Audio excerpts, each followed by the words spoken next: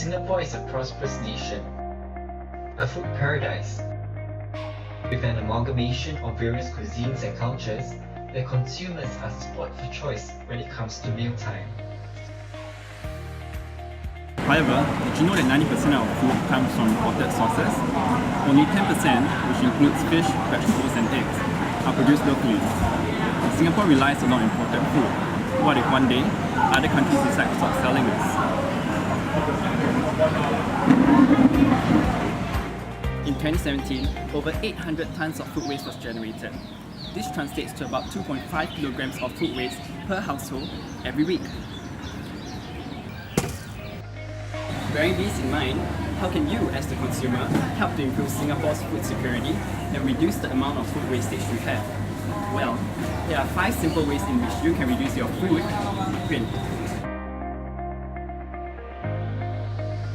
Buy local produce. As consumers, you can make the choice to buy local produce instead of imported food. Local produce are produced, well, locally, which means that they take a shorter time to get to us from the farm and would therefore definitely be fresher.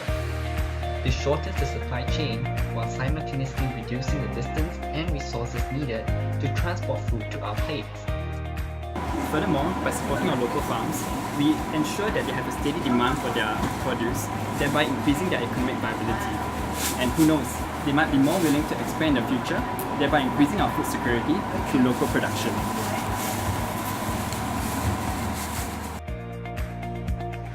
Buy only what you need.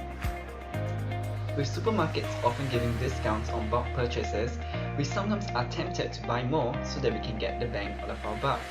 But this may lead to more food waste when we simply aren't able to finish them on time. Plan ahead by having a shopping list of what you truly need and stick to it. Grow your own crops. With the tropical climate and summer all year, Singapore is an ideal place to grow crops. Simply get a gardening pot, soil and seeds, and you're all set to be a miniature farmer.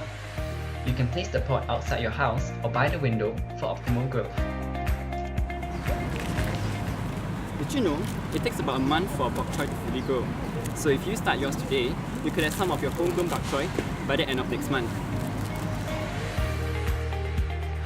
Recycle your food waste. We often discard our unwanted or uneaten food without thinking twice. However, it's actually really easy to recycle them by composting.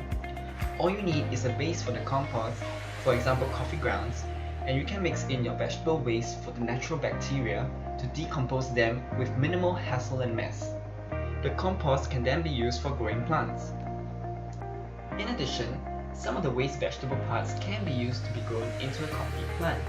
For instance, the bok choy stems can be propagated into a new plant. Simply keep them intact with a clean cut and place them into the soil. Although it will take slightly longer than growing from seeds, you get at least 2 vegetables for the price of 1. Visit a local farm or community garden. Educate yourself by visiting or helping out at local farms or community gardens. We welcome all the people who are interested in the garden, whether young or old. They can come and join to do some planting, learn from us how to do planting. By experiencing the difficulty of growing food, we will be better able to appreciate the food on our plates and rekindle our connection to nature. So now that we've learned about the 5 ways in which we can improve our ecological footprint, what are we waiting for? If all of us can play our own part! By taking these little steps, Singapore can be looking towards a future of reduced food wastage and improved food security.